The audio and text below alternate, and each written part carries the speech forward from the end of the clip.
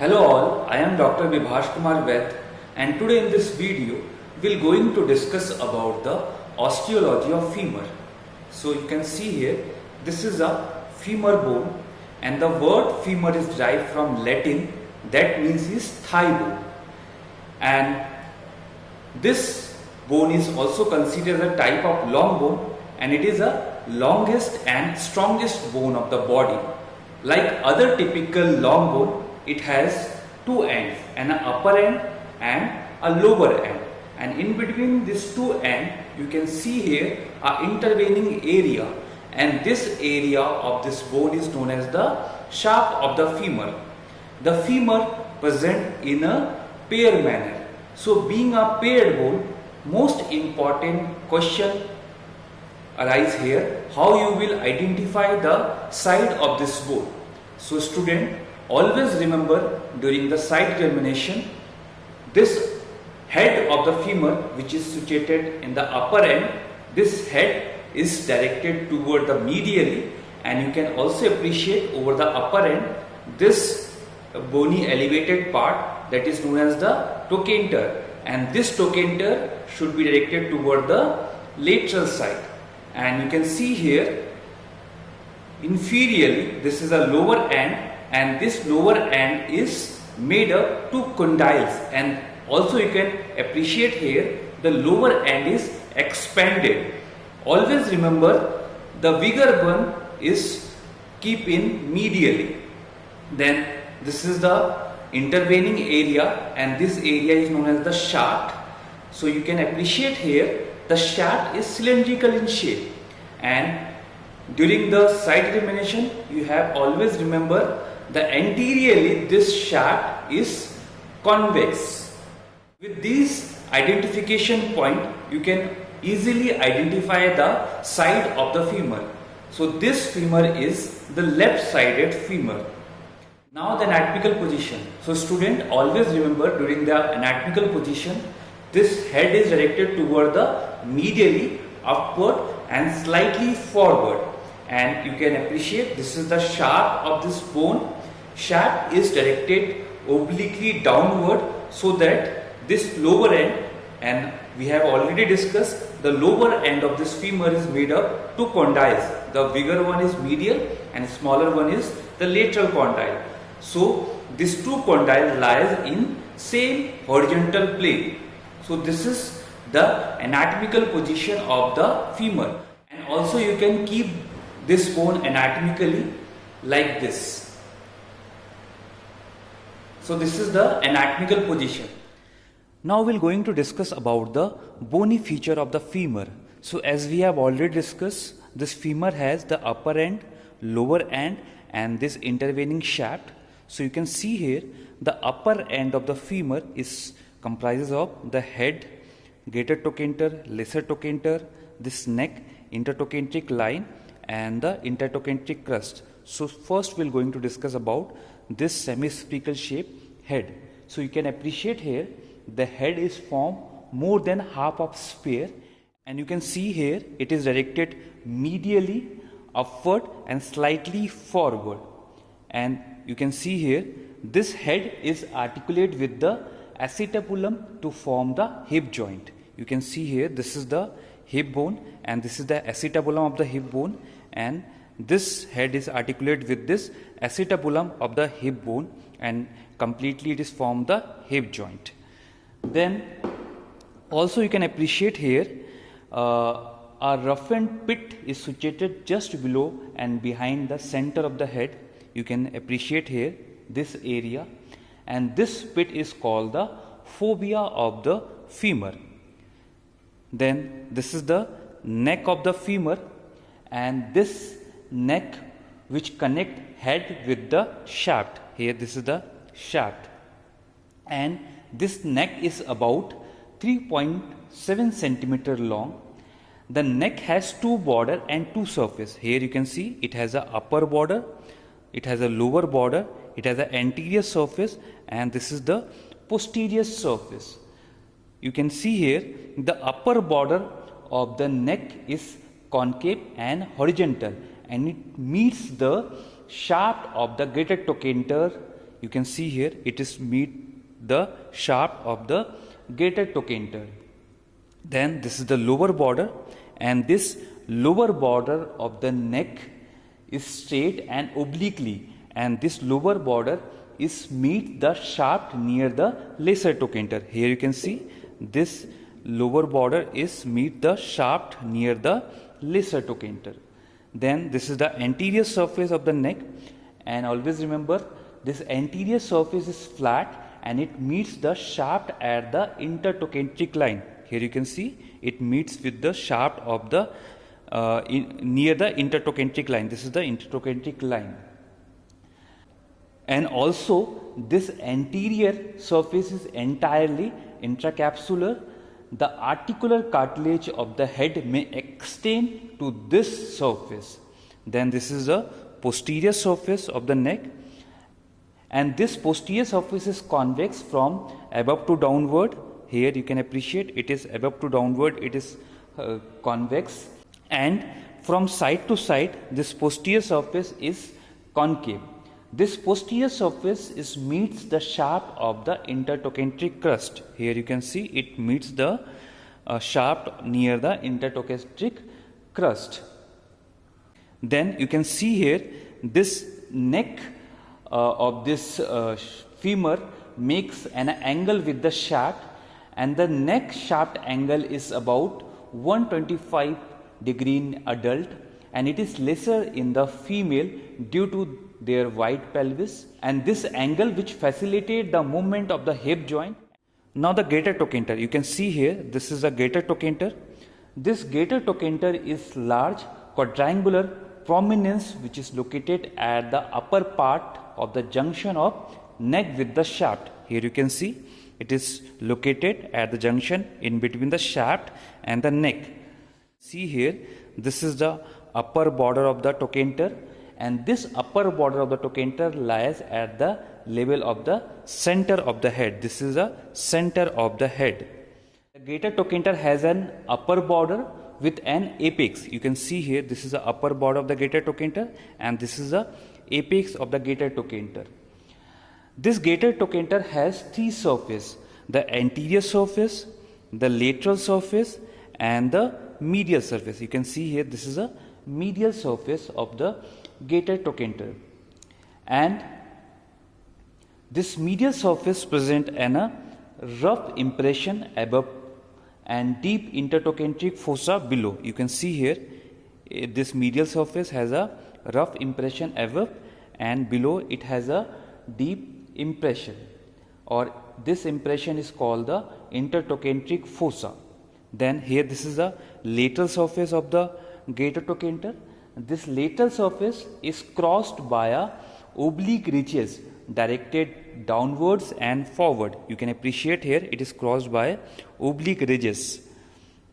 Then the lesser trochanter, you can appreciate here this smaller bony elevation is called the lesser trochanter, and this lesser trochanter is located posteriorly, and this lesser trochanter is conical eminence which is directed medially and backward from a junction of the posterior inferior part of the neck with the shaft. Here you can see this is a posterior inferior part of the neck, and this is a shaft. So this lesser trochanter is situated posteriorly in the junction between this posterior inferior part of neck and the shaft.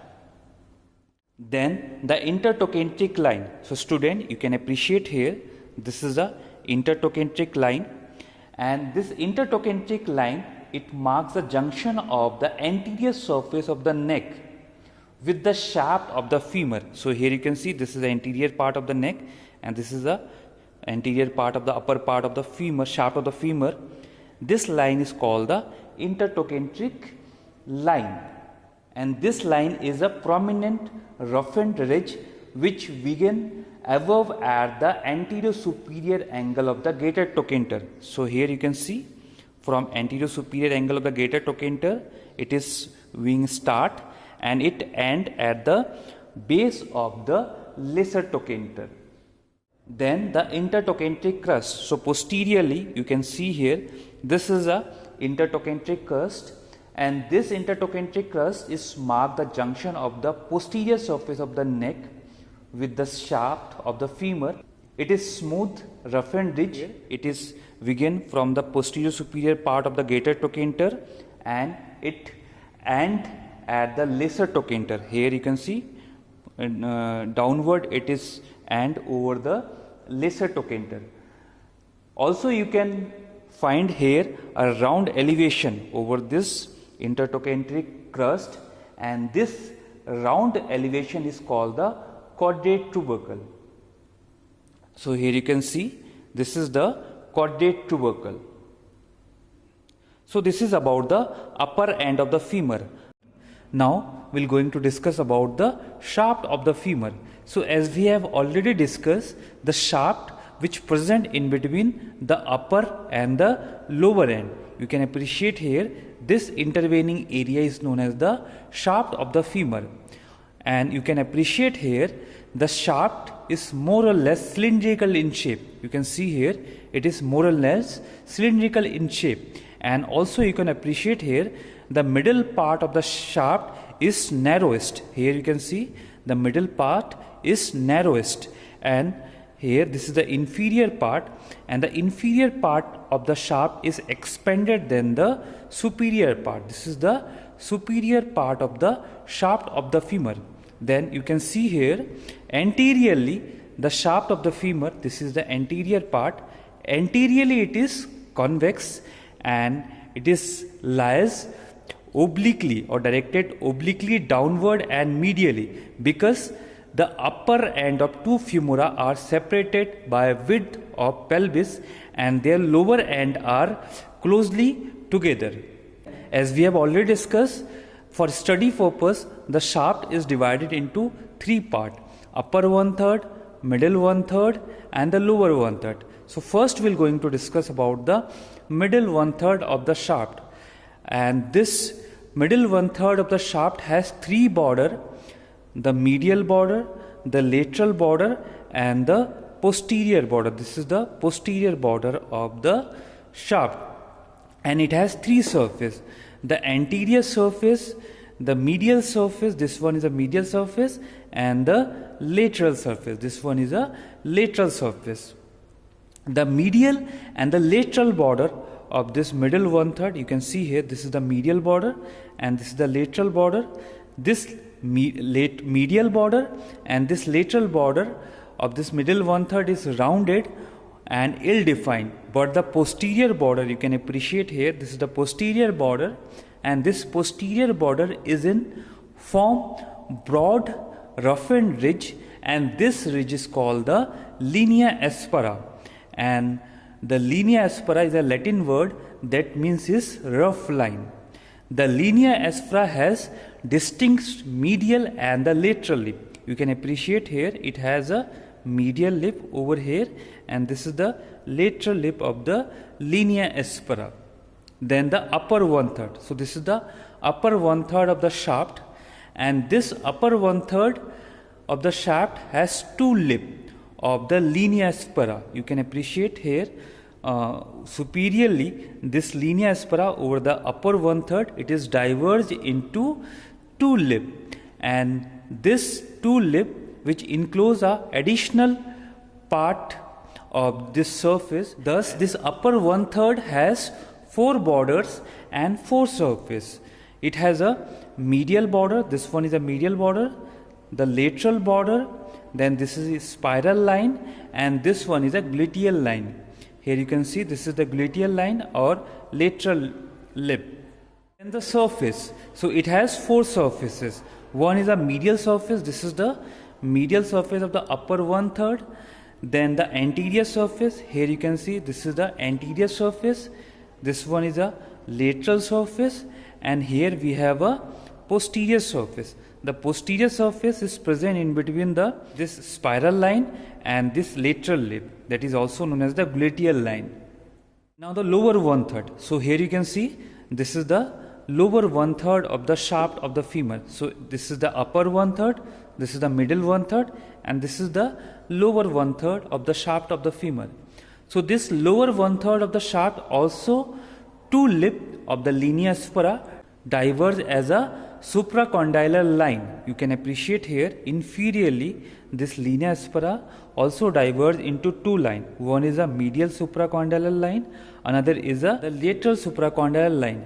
And this medial and this lateral supracondylar line, which enclose an additional surface over here, you can see here over the lower 1/3, and this surface is known as the popliteal surface. So the lower 1/3 of this shaft of the femur has 4 border and 4 surface. It has a medial border, you can see here, which is continue as a medial border of the upper as well as the lower 1/3, middle 1/3. This is the medial border.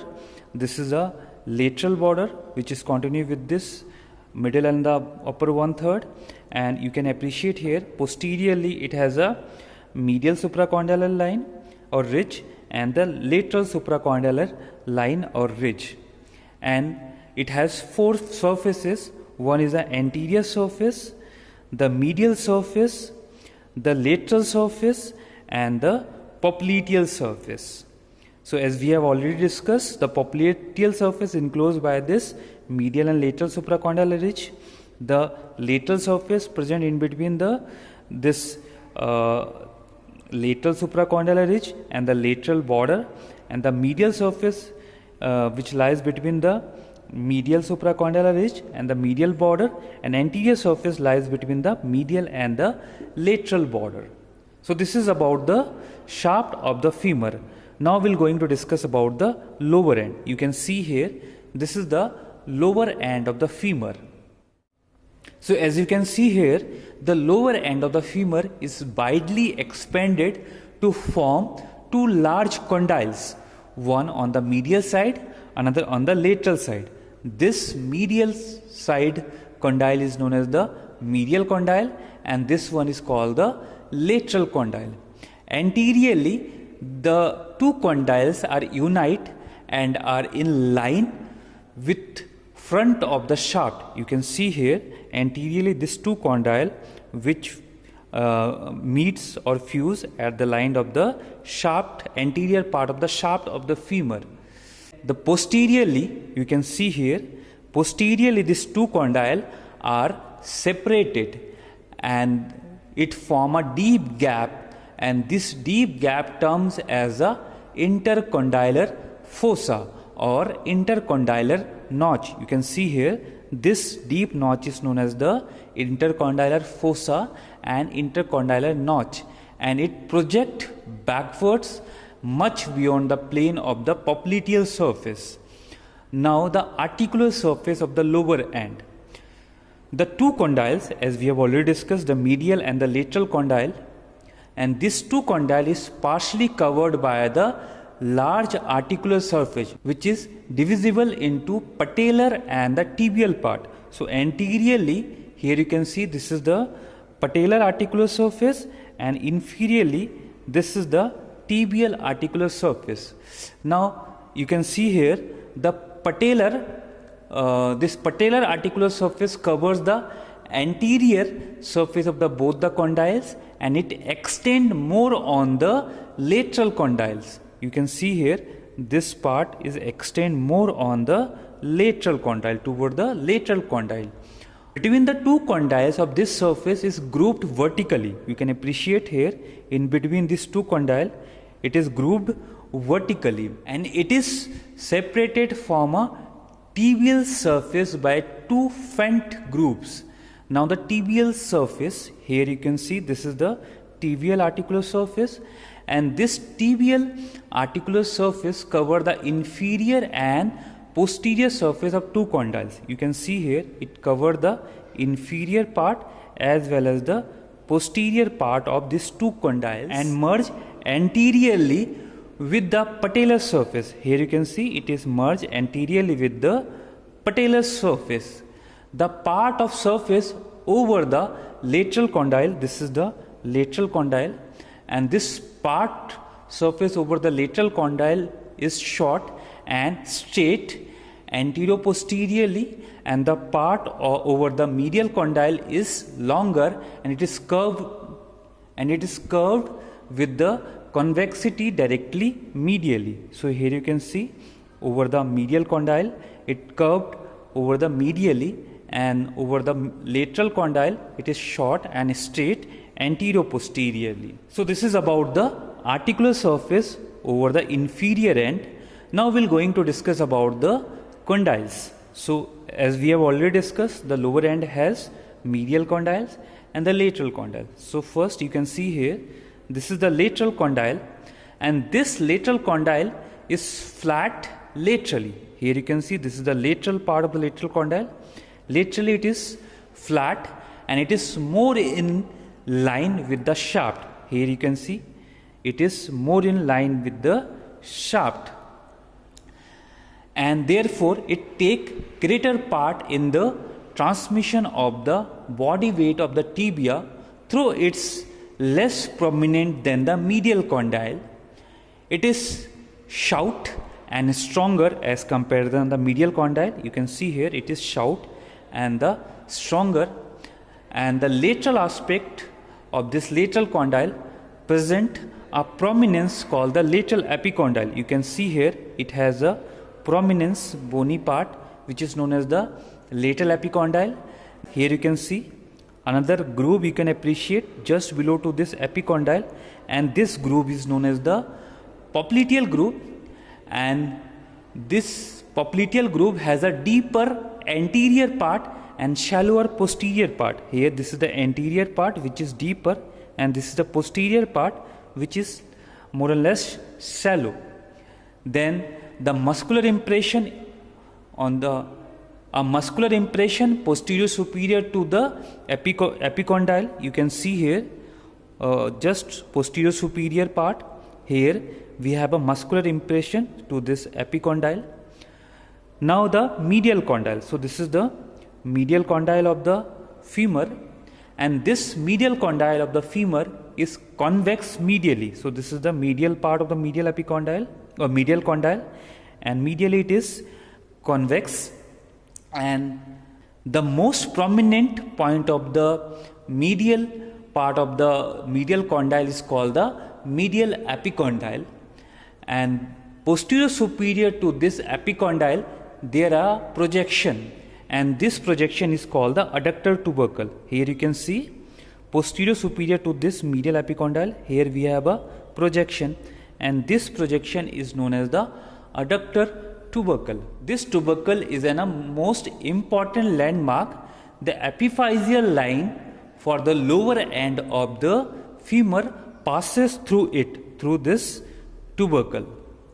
Now the intertubercular fossa. So posteriorly we have a deeper structure in between these two condyle, and this part is known as the intercondylar fossa or intercondylar notch, and this notch separates the lower and posterior part of the two condyles, and it is limited anteriorly by patellar surface. You can see here anteriorly it is limited by this patellar surface, the articular surface, and posteriorly by this intercondylar line which separate the notch from the popliteal surface. So here we have a popliteal surface.